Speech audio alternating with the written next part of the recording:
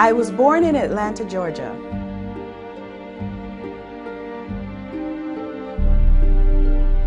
I am a child of the U.S. South and a beneficiary of the civil rights movement, including the struggles of Malcolm X and Dr. Martin Luther King Jr. and countless others.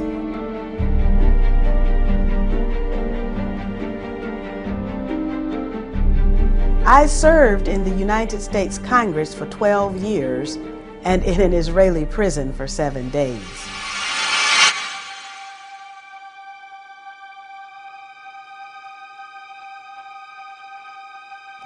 I ran for President of the United States on the Green Party ticket in 2008.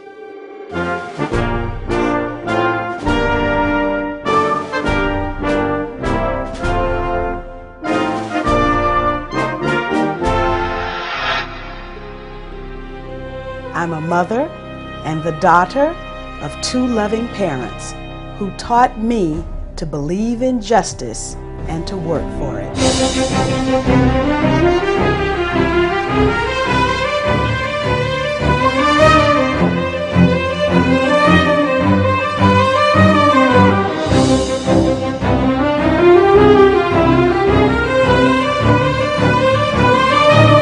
My name is Cynthia McKinney.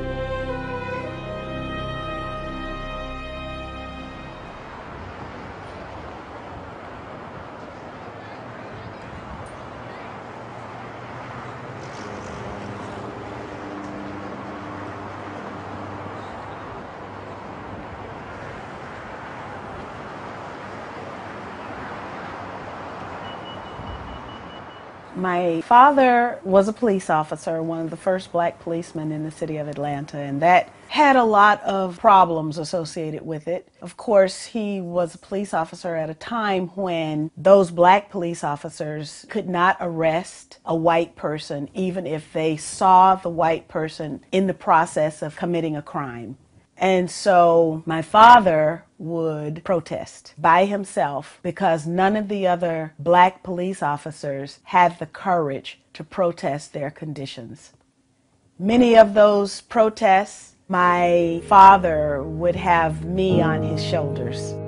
My mother was a registered emergency nurse, and she worked at the largest hospital in the city of Atlanta. And when she started out, it was at a time when the facilities were segregated. So she worked in the colored emergency room. Ultimately, the political involvements of my family came about because of where we're located. I mean, you know, I'm Southern. And much has been written about the southern part of the United States. Well, we lived it. We shall overcome. We shall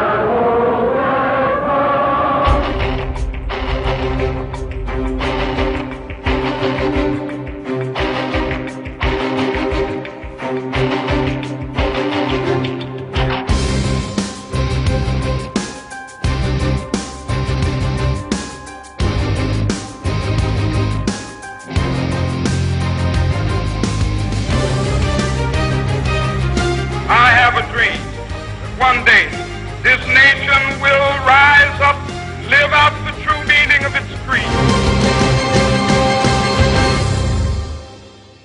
In 1988, I ran for the Georgia General Assembly, and I was successful, so I was sworn in. My father was already in the Georgia General Assembly, and we became the first father-daughter legislative team in the history of the United States. When I won the election that sent me to the Georgia General Assembly, my father told me, Cynthia, now politics is a man's world. You're about to enter a man's world.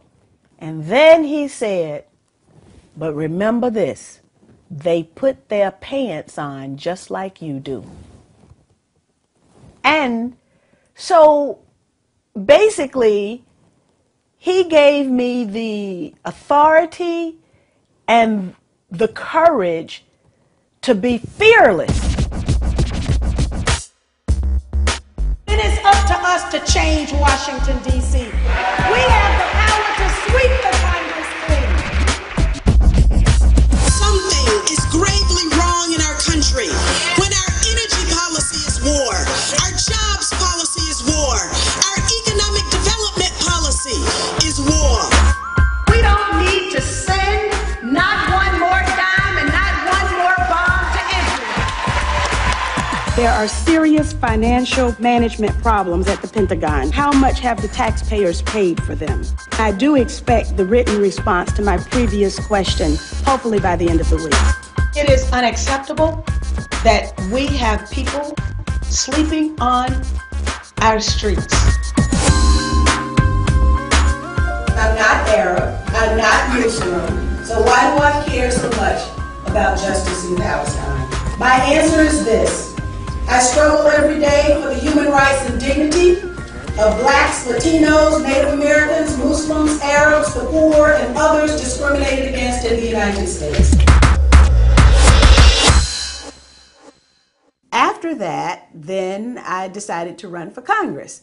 And in 1992, which was dubbed the Year of the Woman, I decided to run and I won. So I was in Congress from 1993 to 2003. Well, the significant thing that happened is that in 2001, I decided to challenge the Bush administration's story on September 11th. That made me a target, and the Democrats and the Republicans, nobody wanted to answer the questions that I was asking, and so therefore I lost.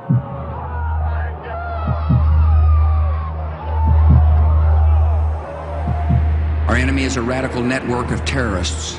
They hate our freedoms, our freedom of religion, our freedom of speech, our freedom to vote and assemble and disagree with each other. When we were given the talking points that said we were hit because we were free, if you recall, every member of Congress went back to their district and they said we were hit because we were free. Well, that's because it was written down for us. And that's what we were supposed to say. But I wasn't going to go back to my district and tell my constituents, first of all, that they were free, because they ain't free. Anybody who knows anything about life in the United States knows we are not free.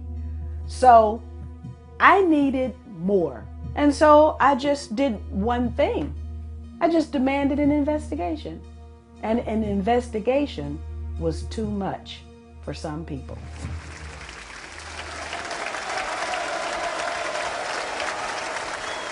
I introduced articles of impeachment against George Bush, Dick Cheney, and Condoleezza Rice.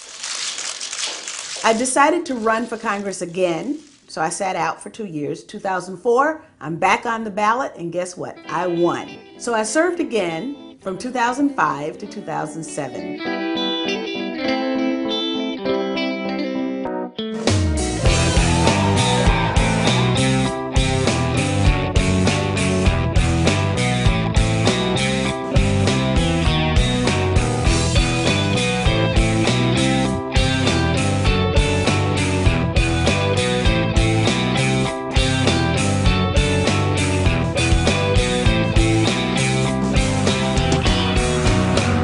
I didn't stop the things that were important to me, and I became a target again, and I lost in 2006. The sad fact is that the pro-Israel lobby is able to amass very quickly large sums of money and make winners out of candidates and make losers out of incumbents. And that's what happened to me. I was outspent by my opponent. Every member of Congress is expected to go on a trip to Israel. And that trip is sponsored by the American Israel Public Affairs Committee, AIPAC. There was a lot of pressure on me to go to Israel, but because I understood what that would entail, after all, it was AIPAC that had sent me the facts when I was a candidate for Congress. And the facts was a pledge. I was to pledge that I would support the military superiority of Israel, Jerusalem as the capital city of Israel, continued U.S. assistance, economic and military, to Israel at the levels requested by Israel. I said I wasn't going to sign the pledge. Well, when I didn't sign the pledge, I did not realize that my request to learn the facts and then make a judgment that was in the best interest of my constituents was unacceptable political behavior. When I went back to Congress in 2005 after the 2004 election, one Jewish member of Congress, Wexler from Florida, stood up in a meeting that was to decide whether or not I was going to be recommended for the House International Relations Committee and said, 50% of my district is Jewish, and my constituents would be very disappointed if Cynthia McKinney were allowed to get back on the House International Relations Committee. Not only have I received support from those organizations that are a part of the Junity Coalition, but I have also received support from individual Jews all over the country who donated to my campaign. Despite the propaganda, they understood that I was for peace and I was for justice.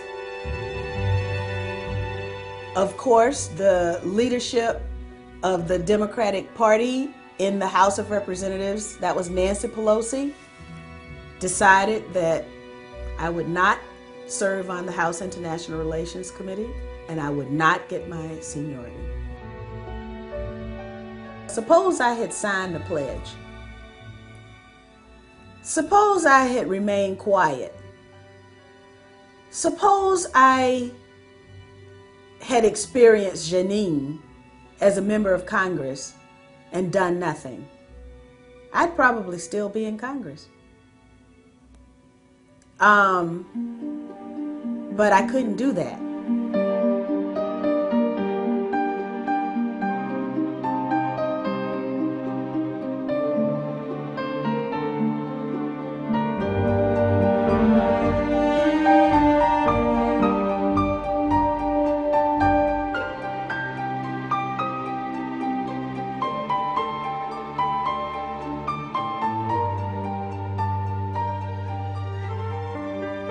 After that, I decided that, if the Democratic Party isn't going to represent peace, then I'm going to leave the Democratic Party because, quite frankly, the Democratic Party had already left me anyway.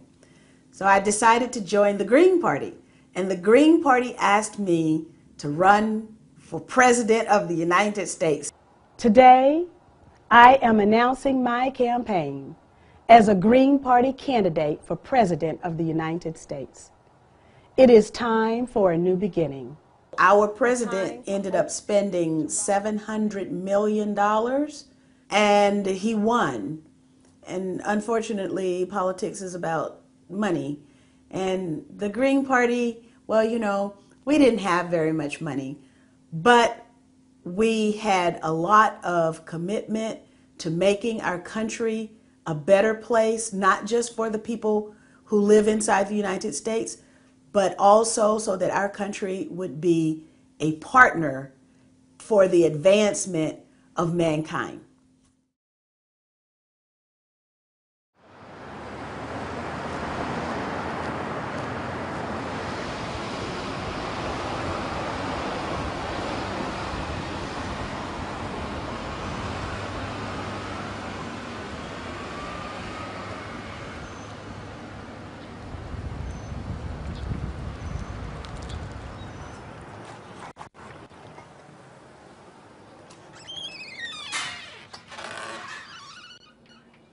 Oh boy.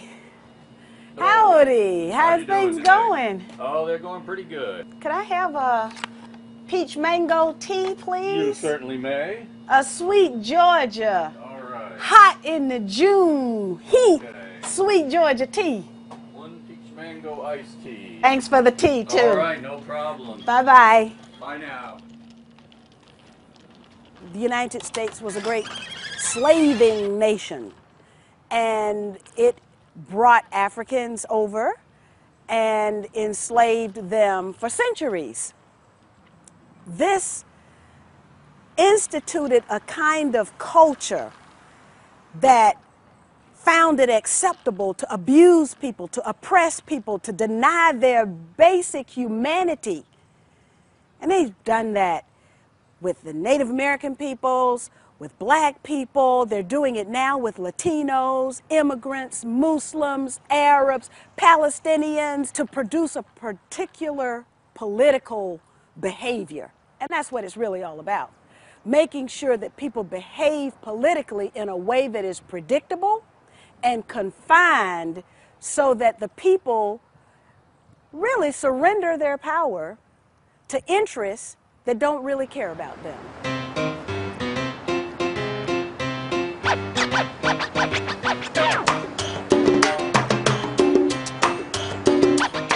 People go to the polls and they exercise their right to vote.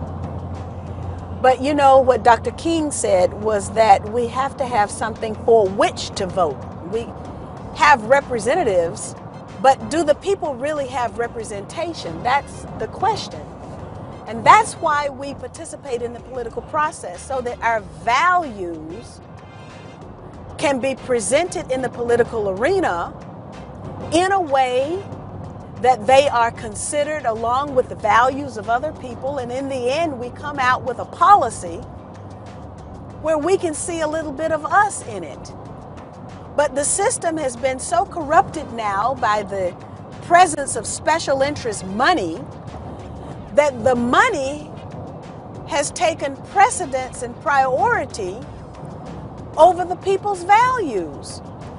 It is quite difficult to get a special interest candidate representing a special interest political party to actually represent the interests of the people.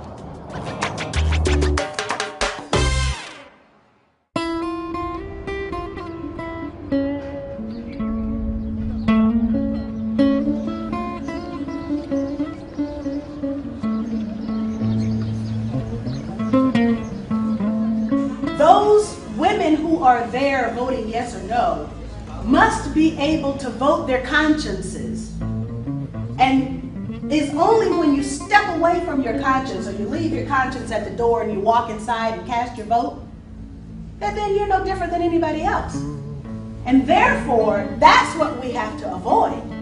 We have to rally around each other in such a way that people don't have to leave their hearts and their souls outside of the political process. When you go inside the political process, you want to take your heart with you. You want to take your brain with you. You want to take your femininity with you. You want to take everything that is you with you. And we want to have the kind of system that allows you to do that. The first time I tried to get to Gaza was in December 2008. I received a phone call on the first day of Operation Cast Lead, which was Israel's assault on Gaza, asking me if I wanted to go to Gaza. And I said, yes, of course. I got on the boat, and while we were in international waters, the Israeli military rammed our boat, and the Lebanese government decided that yes, they would rescue us, and they did. I didn't get to Gaza, though, and the medical supplies didn't get to Gaza, so we decided to go back and try again. We were prevented from entering Gaza by Israeli patrol boats, and our objective was to deliver these medical supplies, about 3 tons of medical supplies, to the hospitals in Gaza. It took the Free Gaza movement 6 months to raise enough money to buy another boat. It was made of steel, however, so there was going to be no ramming this time around. I guess the Israelis kind of knew that, because they didn't try to ram us. They just boarded us, kidnapped us, and took us to Israel, where I stayed 7 days in an Israeli prison still didn't get to Gaza. Consequently, the Prime Minister of Ireland spoke up and said, release our nationals. There was a debate in the House of Commons about what had happened to UK nationals, but there was silence from the United States Congress and from our president. We spent the most harrowing night with our first encounter in international waters with the Israelis. And they threatened to fire on the boat in 5 minutes if we didn't turn around.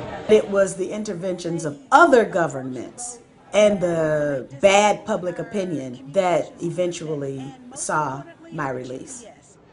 Tremendous thanks to the people who participated in spontaneous demonstrations in Atlanta, New York. Member of Parliament at the time, George Galloway, saw all of this going on and called me as soon as I got out of prison and said, Cynthia, I can get you into Gaza. So he said, come to Cairo and join Viva Palestina USA. So I did that. So I send a letter signed by the Americans in the delegation, Viva Palestina USA, to the State Department, telling them to tell the Egyptians to let us into Gaza. And it's signed Cynthia McKinney.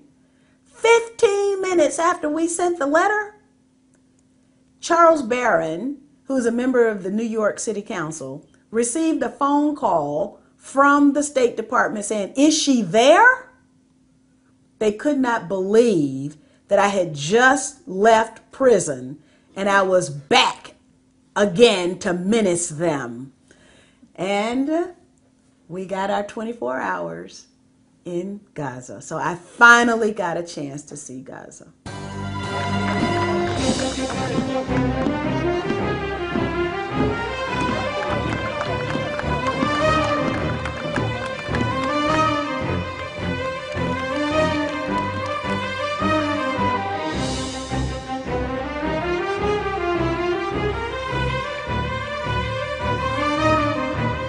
I saw, despite the depleted uranium, the helicopter gunships, the F-16s, the nuclear triad, everything that Israel threw at the people of Palestine, there was love and there was life in Gaza.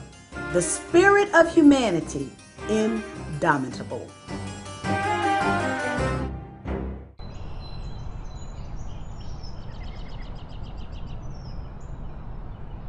I think I would be really happy if the precursors to war didn't exist. The precursors are the proselytizing politicians who benefit from hate.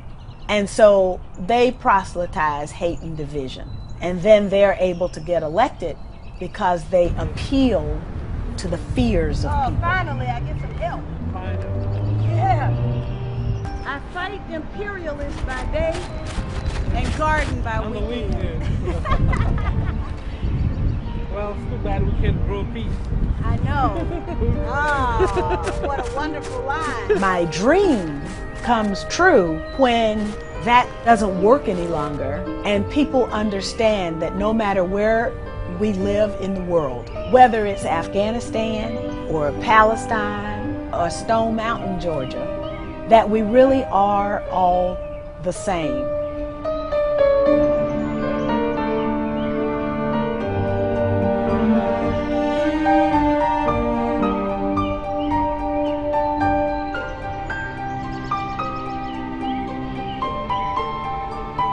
If we respect this planet, there is abundance enough for all of us. We don't have to fight each other if we get to know each other and are willing to share.